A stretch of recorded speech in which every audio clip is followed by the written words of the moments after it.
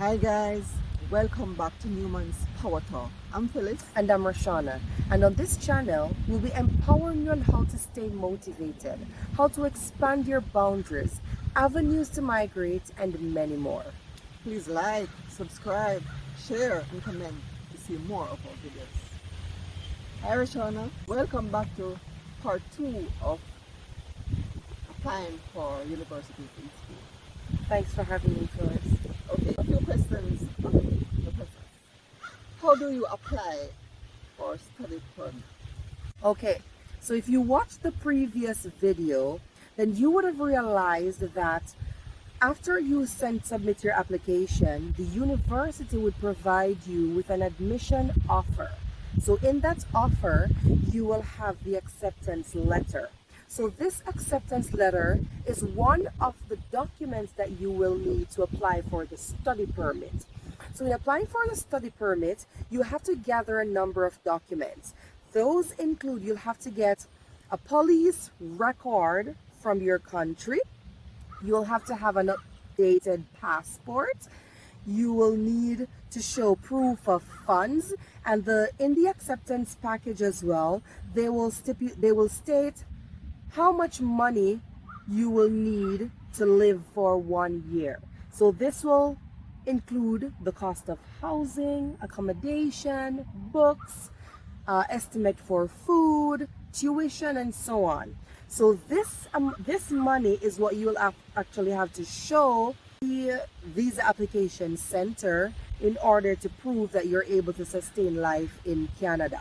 So if you have those funds, and these funds doesn't necessarily have to be in your bank account. Say, for example, you have a partner or a parent who is willing to finance your education. They will just need to give you a letter to say that the funds will be available to you. You will also need to show proof of any ties or assets that you have in Jamaica, because they also want to prove that upon completion that you will return to Jamaica or to your home country. Okay? Now, once you gather all those documents along with the acceptance letter from the university, then you are ready to apply.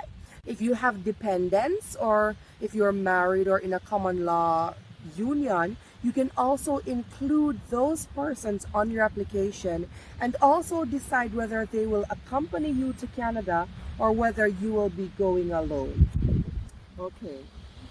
Do the immigration give you time to travel, or what time do you travel before you start school? So usually, based on my experience, they don't want you traveling maybe a month before school starts, because say for example you'll be attending school in September, then you can't apply for the visa, get the visa, and then travel in January to start school in September, because they're going to think that you're going to go to work. And one condition of your study permit is that you can only work while actively attending school. So they don't want you working outside of, your enrollment process. So if school starts in September, then coming to Canada late July, early August is a good enough time to start getting settled. Okay. What will someone expect when they reach the border in Canada? What will immigration say to them, or what will they do? Okay, so once you enter Canada, and you'll enter from an international border, which may be Toronto or Vancouver or Montreal or one of those international borders. So what you will expect is you will go to those kiosks, and you'll take your photo, you'll answer those customs questions. So if you are traveling with your tuition fee or money over 10,000 Canadian dollars, you're going through the normal channel just like all other travelers.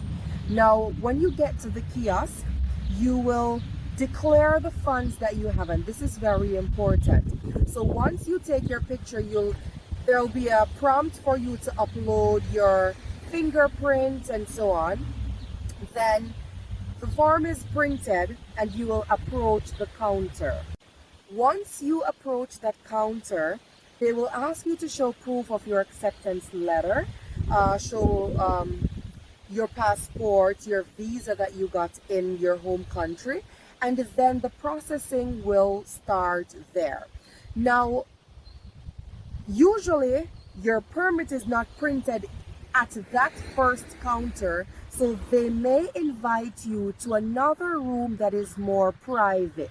So that is where foreign workers, temporary foreign workers, and study permit holders will go to process the permit.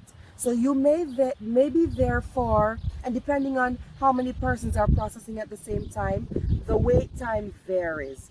So once you go through that process, you may wait a little bit, and then they'll come back with the permit in hand. So when you apply in your home country, what you get to travel is a study visa, but when you cross the border, you get the actual study permit. Oh, nice. So it's time to travel for university at this month. Tell somebody something that they would be encouraged for, or they're looking for to come into Canada, crossing the border, and so on. What do they expect? Okay, so one advice that I would give is, if you have a connecting flight, ensure that you have ample time between those flights, just because you don't know the wait times when you get to the airport. You'll have to find your luggage, then you approach the immigration officers, then you go to that room. So 1 hour between your connecting flight may not be enough. So just give yourself extra time so that you don't end up in a situation where you actually missed your flight and then it causes a whole new delay. Thank you, Roshana. This is it for this program. Please subscribe, share, and comment to see more of our videos.